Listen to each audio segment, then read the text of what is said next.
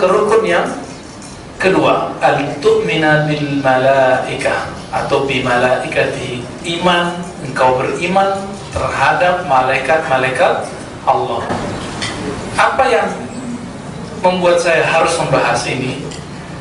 Yang paling mengejutkan saya adalah udah dari 2000 tahun 2000-an ya, membahas sampai sekarang, 2000 awal lah sampai sekarang, mempelajari kitab-kitab akidah, rata-rata membahas malaikat itu kelewat. Semua kitab-kitab, cuma beberapa kitab yang bahas, dan itu cuma masuk ke sub-sub pokok kecil. Misalnya kitab yang saya bawa, Usuluddin, udah bolak-balik cuma ada 2 atau 3 sub, bukan bab, tapi 2 atau 3 sub, cuma sub-bab. Saya juga ngajar akidah Ahlus Sunnah yang ditulis oleh Imam Ahli Hadis Al-Imam Al-Hafiz Al-Baihaqi. Udah bolak-balik pembahasan malaikatnya nggak ada. Jadi Allah, sifat-sifat Allah langsung ke kalamullah, langsung ke Nabi. Kenapa tidak dibahas tentang bab al-malaikah? Ini yang kemudian jadi pertanyaan besar. Sampai kitab-kitab yang kecil nggak bahas. Karena pembahasan tentang malaikat binaan ala nas atau sam'iyat, hanya berdasarkan teks yang sudah diwahyukan atau yang diriwayatkan dari perkataan Nabi. Jika tidak ada ayatnya, tidak ada hadisnya, sudah selesai. Dan tidak banyak perdebatan mengenai malaikat. Tapi kalau masalah istawa al-ars, bersemayam di atas arah, perdebatannya panjang. Sampai ada yang saling menyesatkan, ya. Tapi kalau membahas tentang malaikat, nggak ada. Pembahasannya nanti cuma mengenai iblis. Nah, nanti kita mulai dari situ. Jadi biar pembahasan malaikatnya nggak monoton, karena hadis dan ayat mengenai malaikat sangat banyak. Masih ingat dialog Allah Ta'ala dengan malaikat dalam surah Al-Baqarah ayat 30? Wa iz qala rabbuka lil malaikati inni ja'ilun fil ardi khalifah. Ingatlah, jadi Allah itu kayak buat flashback. Ingatlah ketika Allah Rabbmu berkata kepada malaikat. Jadi ada dialog. Inni ja'ilun fil ardi khalifah. Bahwasanya aku akan menjadikan di muka bumi khalifah. Lalu mereka berkata, qalu ataj'alu fiha may yufsidu fiha wa yasfiku ad-dima. Lalu sampai di ayat, jadi terjadi dialog. Ternyata Allah menegur malaikat mengatakan, inni a'lamu ma la ta'lamun. Aku mengetahui apa yang kamu tidak tahu. Sebelum Allah mengatakan begitu, malaikat menyampaikan kelebihannya. Apa kelebihan malaikat? Kami nusabbihu bihamdika wa nuqaddisu lak. Ya Rabb, kami ini orang yang selalu bertasbih dan memujimu dan mensucikanmu, mengkuduskanmu. Kenapa bukan kami? Itu bahasa tersiratnya. Kok nggak kami yang menjadi pentadbir khalifah di bumi? Kok si makhluk bernama Adam itu? Apa kata mereka? Kami kan punya tasbih, kami punya takdis, kami mensucikan engkau, punya amalan. Nah, di sini ada makna. Orang yang banyak ibadah belum tentu jadi pemimpin, belum tentu jadi kesolehan pribadi, belum tentu membuat dia layak jadi pemimpin. Ini maknanya, menjadi khalifah. Apa kata Allah? Aku lebih tahu apa yang kamu tidak tahu. Maksudnya Allah tahu kalau malaikat di bumi nggak ada puri bintang 9, ya. Rumah-rumah begini nggak ada, karena bagi malaikat batu-batu gunung itu dipindahin di sini itu kerusakan. Semuanya ini dalam konsep malaikat awal itu merusak tatanan ekologi. Maka disuruh yasfikud dima. Jadi malaikat itu makhluk yang hancur. Dialog ini kemudian berlanjut. Allah kemudian mengajarkan wa'allama Adam al-asma'a kullaha. Allah mengajarkan Nabi Adam semua nama-nama. Jadi ternyata semua benda yang sampai hari kiamat akan muncul itu sudah ada dalam ilmu Nabi Adam alaihissalam.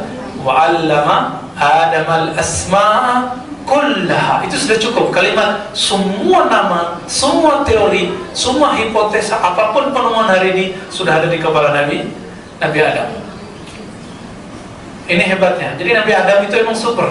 Kenapa? Yang langsung mengajarkannya Allah. Allama. Dia, Allah mengajarnya langsung.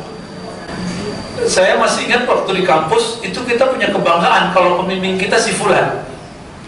Pembimbing kita si Fulan gitu. Wah, itu dosen paling killer tuh. Kok kamu berani ya?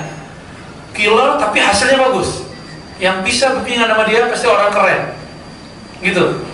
Itu baru berguru ke makhluk. Bagaimana kalau berguru kepada Sang Khalik? Kenapa sahabat lebih mulia dari kita semua? Karena sahabat langsung berguru kepada kekasih Allah Ta'ala. Kenapa para tabi'in lebih mulia dari kita? Karena tabi'in langsung berguru ke muridnya, orang yang paling mulia di dunia, Nabi Muhammad SAW. Begitu juga di kampus, ya. Begitu juga di mana-mana, ya. Ini langsung yang ngajarin Allah. Malaikat diajaran. Maka malaikat itu tidak terlahir, tidak tercipta untuk edukasi. Malaikat tercipta untuk ritual dan at-ta'ah, untuk berbuat taat. Ini kerjaannya malaikat cuma dua itu aja. Misinya cuma dua itu. Jadi kayak apa ya? Robot dikasih chips tertentu, udah kerjanya sesuai dengan apa yang diprogram oleh si tuannya. Malaikat seperti itu. Setelah itu terjadi, jadi mereka itu ditampilkan. Hei malaikat, sekarang karena kamu mengatakan kamu ini lebih banyak ibadahnya, zikirnya daripada Adam, coba bukti sekarang pintermu. Buktikan kalau kamu banyak ibadah, kamu pinter. Bukan berarti ibadah itu jelek ya. Malaikat keren kan? Tapi ternyata nggak semua ahli ibadah itu dapat mencapai apa yang dicapai oleh orang ahli ilmu. Apa kata Allah Ta'ala? Wahai malaikat, ceritakan kepadaku nama-nama ini. Lalu mereka menyerah, langsung nyerah. Jadi malaikat ini nggak tercipta untuk edukasi. Kita ngomong gini, Jibril nggak akan marah ya. Mikail nggak marah kok. Emang udah begitu. Apa kata mereka? Qalu subhanaka la ilma lana illa ma 'allamtana. Ya Rabb, kami nggak punya ilmu kecuali hanya yang Engkau ajarkan. Apa yang Engkau ajarkan kepada kami cuma nama-namamu untuk disebut. Subhanallah bihamdihi, subhanallah. Semua zikir-zikir itu cuma itu yang diajarkan. La ilma lana. Ternyata seorang malaikat atau semua malaikat langsung menyadari. Maka Bapak Ibu yang suka mengakui ketidaktahuannya, dia sudah dapat kemuliaan sifat malaikat. Apa itu? Al-i'tiraf bi'adabil ilmi. Pengakuan tidak berilmu. Setiap kali orang mengaku tidak berilmu, dia akan dapat rahasia-rahasia ma'rifatullah ala malaikat. Itu punya jalur lain dari ma'rifatullahnya. Kemudian apa kata Allah? Nah, dikasih kesempatan kepada Nabi Adam untuk berekspresi, nunjukin soal. Ya Adam, ya, sampaikan, ceritakan semua ini. Falamma amba'ahum bi asma'ihim. Tatkala Nabi Adam menceritakan semua namanya, apa kata Allah? Bukankah aku sudah katakan kepada kalian, aku mengetahui apa yang kalian tidak tahu? Apa yang kalian tidak tahu? Adam itu walaupun dari tanah, tapi dia bisa menerima banyak ilmu. Coba lihat Bapak Ibu, tanah itu bisa menumbuhkan banyak tumbuhan. Kita iseng-iseng nih, kalau nggak percaya ya, ambil biji tomat, ambil biji cabai, ambil biji-bijian, gabungin satu di tanah, nanti tumbuhnya pasti beda-beda. Tanah nggak akan salah. Ya, jadi tanah itu bisa menerima banyak hal dan menumbuhkan banyak hal. Beda dengan malaikat, mereka bukan dari tanah, mereka dari cahaya. Cuma satu aja menonton, gitu aja udah ya. Nah, jadi ternyata hikmah Allah ciptakan kita bukan sebagai malaikat. Saya mensyukuri itu setiap hari. Alhamdulillahilladzi ja'alani basyara.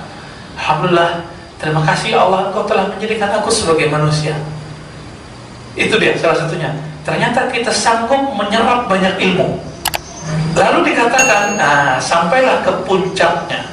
Wa izkulna, ini akan jadi pembahasan kita pada pagi ini yang menjadi cara untuk mengenal malaikat. Wa izkulna lil malaikati isjudu li adama fasajadu illa iblis. Dan ingatlah ketika kami mengatakan kepada malaikat. Nah, Allah pakai kulna, bukan kultu. Di situ ada rahasia banyak di situ ya. Usjudu li Adam, sujudlah ke Adam. Kenapa? Adam telah mendapatkan cahaya ilmu Allah. Berarti di wajahnya Nabi Adam, di tubuhnya Nabi Adam, di rohnya Nabi Adam sudah terpancar satu nurullah, cahaya Allah bernama nurul ilm, cahaya ilmu. Malaikat melihat itu. Kenapa? Malaikat diminta oleh Allah untuk menceritakan semuanya hal, tapi dia nggak sanggup. Maka mereka memandang ada nur Allah mengalir dalam tindak tanduk Nabi Adam alaihi salatu wassalam. Ketika dikatakan usjudu li Adam, sujudlah ke Nabi Adam, maka semuanya sujud. Semuanya sujud. Illa iblis, kecuali iblis. Kalau saya katakan begini gimana? Semua masyarakat penduduk Puri Bintaro 9 ikut sholat Idul Fitri kecuali Pak Albani misalnya gitu. Berarti Pak Albani bagian dari penduduk kan? Penghuni kan? Ya. Maka dasar basic ini sebagian ahli tafsir mengatakan, ini demikian dalam tafsir Ibnu Katsir, bahwa iblis itu awalnya malaikat. Nah, muncullah tafsir-tafsir begitu. Ini ada dalam kitab. Ya, jangan kaget, ada di dalam kitab. Namun itu dibantah oleh Imam Syafi'i jauh sebelum Ibnu Katsir muncul. Ya, Ibnu Katsir kan cuma menukil doang, itu bukan pendapat dia juga. Imam Asy-Syafi'i mengatakan tidak semua dalam bahasa Arab kalimat illa, setelah illa itu bagian dari orang sebelumnya. Misalnya kami katakan ke semua malaikat sujudlah, maka semua malaikat sujud kecuali iblis. Belum tentu iblis itu bagian dari. Bisa jadi yang hadir sholat Idul Adha bukan orang Puri Bintaro 9, siapa? Ya, cuma karena dia lagi gabung, dianggaplah dia bagian dari itu. Nah, ini tafsir yang kedua. Dan itu boleh dalam bahasa Arab, namanya mustasna munqati', pengecualian yang orang yang dikecualikan itu sebenarnya bukan bagian dari orang yang pertama. Nah, itu ketemu dalam tafsir-tafsir. Namun karena itu tafsir bisa salah, bisa benar. Ini rumus Bapak Ibu, tafsir bisa salah, bisa benar. Ciri-ciri kelompok yang menyimpang adalah menganggap tafsirnya benar. Para tafsir nggak mesti benar. Yang benar itu adalah perkataan Nabi, perkataan Allah ada pasti, dan penafsiran-penafsiran yang Nabi datangkan sendiri itu pasti benar. Tapi kalau penafsiran dari kita, dari ulama-ulama belum tentu benar. Kembali ke ayat tadi, wa iz qulna lil malaikati isjudu li Adam fasajadu illa iblis. Maka di situ muncul makna kedua. Berarti syariat di masa Nabi Adam itu sujud. Sesama makhluk boleh. Syariatnya apa? Sujud. Nah, sujud di situ bukan sujud sembah, tapi sujud hormat. Bukan sujud ibadah, tapi sujud penghormatan. Sampai sekarang masih ada di India satu suku atau beberapa suku yang kalau menghormati orang terhormat itu sujud, masih ada. Namun itu tidak boleh. Apa kata Nabi? Seandainya itu boleh, tentu aku akan suruh istri sujud ke suaminya. Tapi tidak boleh. Maka istri Nabi nggak ada yang sujud ke Nabi, tapi mencium tangan dan kaki Nabi ada. Hadis Imam Nasai dan hadis sahih bahwa dua orang Yahudi datang kepada Rasulullah SAW bertanya tentang 10 komandemen itu, dan Nabi jawab persis karena Nabi nggak pernah kuliah, Nabi nggak pernah masuk sinagog lalu belajar Taurat, nggak pernah. Tapi Nabi kok ngerti? Maka mereka mengatakan, itu yang datang ke Nabi Musa itu juga sama datang ke kamu. Maka mereka mencium tangan Nabi plus kaki Nabi. Bukan berarti cium tangan separuh sujud seperti yang dikatakan oleh sebelah ya. Mana ada dalilnya? Cium tangan boleh. Masa guru fisika kita cium tangan? Guru agama kita nggak boleh cium tangan? Kan aneh. Betapa nggak jelasnya itu kaidah-kaidah yang dibangun oleh orang-orang itu. Nah, Bapak Ibu saudara melakukan Allah. Jadi malaikat itu apa salah satu sifatnya? Dia suka menghormati. Ini fasajadu, ini yang ketiga. Karakter malaikat itu suka, tapi dia hanya menghormati yang Allah suruh dihormati. Siapa yang Allah suruh menghormati? Adam. Adam itu bukan Adam tubuhnya saja, tapi Adam yang alim. Itu sebabnya orang alim itu selalu diiringi malaikat kemana-mana. Kenapa? Karena dia alim, lidahnya tidak lepas dari zikrullah. Karena dia alim, dia merasa kemudian tidak alim. Orang alim itu ciri-cirinya dia merasa tidak alim. Orang-orang yang rendah hati itu Allah akan temani, utus malaikat-malaikat untuk merahmatinya. Bukan berarti dia nanti jadi kebal, enggak juga ya. Sebagai contoh saya pernah sebutkan sebelumnya, Safinah Maula Rasulillah. Safinah ini bukan bahasa Arab, artinya kapal. Safinah nama. Dia mantan budak Nabi, dimerdekakan Nabi, jadi murid Nabi. Sampai di satu negeri yang banyak binatang buasnya, salah satunya singa. Orang-orang pada kabur semua. Tapi Safinah bilang apa? Ya asadu, wahai singa, ana Safinah Maula Rasulillah. Aku Safinah adalah pelayan Rasulullah, budak yang mengabdi kepada Rasulullah, lalu dimerdekakan Rasulullah jadi murid Rasulullah Sallallahu Alaihi Wasallam. Tolong tunjukkan jalan kepadaku untuk keluar dari padang pasir. Tunjukin. Dan itu riwayatnya sahih, ada di riwayat-riwayat kitab-kitab hadis, kitab Imam Al-Baihaqi, Imam Abu Nu'aim, dan imam-imam yang lain. Nah, jadi siapa yang membuat tunduk ini? Itu karena ada malaikat-malaikat bersamanya. Dan Bapak Ibu saudara makan Allah, kita perlu tahu juga ternyata malaikat itu bisa dipandang oleh binatang.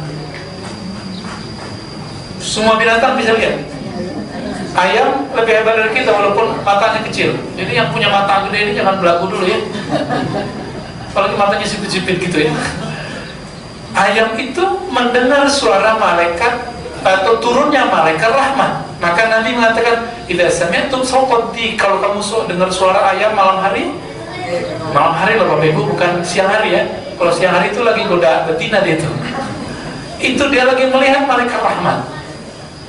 Kalau anjing bukan menggonggong, ngaung ya, atau sejenisnya, maka dia sedang melihat syaitan. Tuh, mata kita yang keren ini, padahal udah pakai kacamata. Tuh, pakai kacamata begitu udah bisa melihat malaikat kiri kanan belum? Udah ke atas udah kelihatan ya. Kita nggak bisa lihat. Betapa lemahnya mata yang besar ini. Jadi dalam hal ini ayam lebih hebat dari kita ya. Tapi kalau Bapak Ibu bisa melihat malaikat, saya khawatir nanti jadi ayam. Baik. Maka di sini kita perlu clearkan, apakah iblis itu bagian dari malaikat? Tafsir yang kuat bahwa iblis tetap bukan malaikat. Ketahuan di mana? Ketahuannya dari sebuah hadis bahwa malaikat khuliqa min nur, dicipta dari cahaya, sedangkan iblis dari nar ya. Tapi Imam Ibnu Katsir menambah kita agak semakin penasaran. Apa yang bikin penasaran? Nama iblis itu ternyata gelar. Iblis itu gelar. Jadi iblis itu bukan nama dia. Nama asli dia apa? Haris bahasa Arabnya, Azazil bahasa Ibraninya. Apa arti Haris? Orang yang sudah lama bertapa di surga, menjaga surga. Kayak cerita-cerita Buddhis gitu ya. Ada Sunggokong lah, siapa gitu bertapa di surga. Nah, kita nggak masukin ke situ ya. Siapa tahu emang dulu Buddhis itu bagian dari ajaran Nabi Ibrahim, wallahu alam. Namun karena tidak ada ayat yang mendukung itu, kita tawakuf, kita nggak komen banyak. Tetap kita beda dengan mereka. Bapak Ibu saudara makan Allah. Lalu ada penjelasan dalam Al-Quran ya, surah Al-Kahf ayat 50. Nah, di sini juga ada tafsirnya. Ketika kami mengatakan kepada malaikat sujudlah, lalu semuanya sujud, dikatakan di ayatnya kana minal jin, semuanya sujud kecuali iblis. Iblis itu kana minal jin, surah 18 ayat 50. Fa fasaqa an amri rabbih. Kata jin di situ diriwayatkan dari Ibnu Abbas bahwa jin di situ bukan jin maknanya jin yang kita tahu, tapi jin di situ artinya malaikat yang tidak terlihat. Karena kata jin artinya tidak terlihat. Itu mana jin? Jadi kalau ada orang aku saya melihat jin, saya nggak percaya, karena jin itu artinya tidak terlihat. Indigo bisa melihat, itu dia nggak melihat jin, dia cuma melihat energi-energi yang kemudian tervisualkan dalam pikirannya. Jadi indigo, kita sampaikan ke orang indigo, yang kamu lihat itu bukan jin. Ayuhal indigowiyun, oh ya orang-orang yang ngaku indigo, yang kamu lihat itu bukan jin, itu cuma energi-energi, karena di sekitar kita banyak energi-energi. Kata Syekh Al-Buni yang pakar jin dan khadam-khadam yang gak jelas itu, ya, ada yang jelas juga, saking gak jelasnya namanya aneh-aneh. Ya. Saya juga pusing namanya macam-macam ya.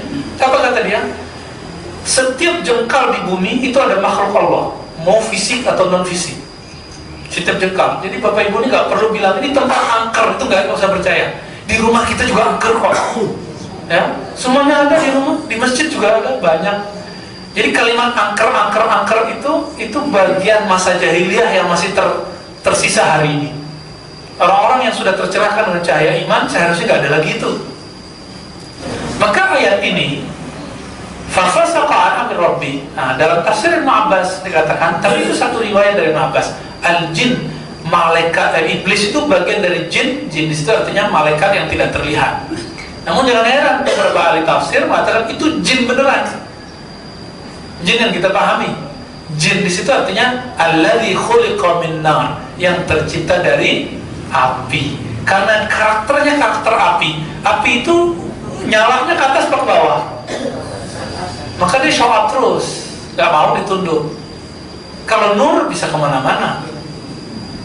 Itu karakternya. Ya. Kalimatnya fa kana minal jin.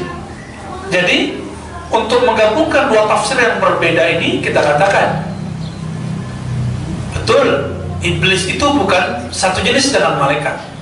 Kenapa? Malaikat dari nur, iblis dari nar, dari api. Namun kita punya roh kita satu jenis sama malaikat, maka kita bisa sujud. Tapi kenapa kalau ada orang berbeda pendapat? Kadang nggak beda pendapat, dia cuma ngelihat dari jauh. Terus kata orang lain, kamu respect dong sama dia, kamu hormati dong dia. Dia bilang, siapa dia? Ya? Siapa dia sehingga saya harus hormat kepada dia? Pernah mengalami itu nggak? Nah, itu karakter iblisiannya lagi naik tuh. Ya, dan kita punya itu loh ya. Tapi kenapa kita bisa respect ke orang juga? Karena kita punya karakter. Jadi avatar itu kita, ya, bukan avatar yang dibuat-buat itu filmnya. Kita itu avatar. Kita itu ada karakter nur, karakter nar, karakter hewan, ternak, ada hewan buas, ada semua di tubuh. Jadi malaikat itu, untuk mengenalnya lebih baik, kalau jenis-jenis kita sudah banyak yang tahu. Malaikat itu makhluk yang unik dan sangat patuh. Dalam surah Tahrim dikatakan yaf'aluna ma yu'marun, mereka melakukan apa yang diperintahkan. Maka siapa saja yang patuh, dia punya nur dalam tubuhnya, nur malakiyah, nur malaikatnya hidup. Yang suka bangkang berarti dia punya nariyah, syaitaniyah, iblisiyah, itu istilah kerennya. Istilah kerennya apa? Punya bakat iblis. Ya. Dan semua itu akan berputar dalam hidup kita. Oleh karena itu Bapak Ibu, jangan heran kalau ada orang hari ini maksiat, ntar berapa tahun lagi dia jadi orang taat. Dulu teman kita orang paling taat sekampung, sekarang jadi pemaksiat di kampung. Bisa jadi. Orang tercerdas di sekolah, tapi ternyata sekarang kerjaannya paling kurang beruntung. Itu bisa terjadi. Maka Nabi menutup kalimatnya, al-a'mal bil khawatim. Amalan itu dihitung akhirnya, bukan depannya doang. Endingnya happy ending atau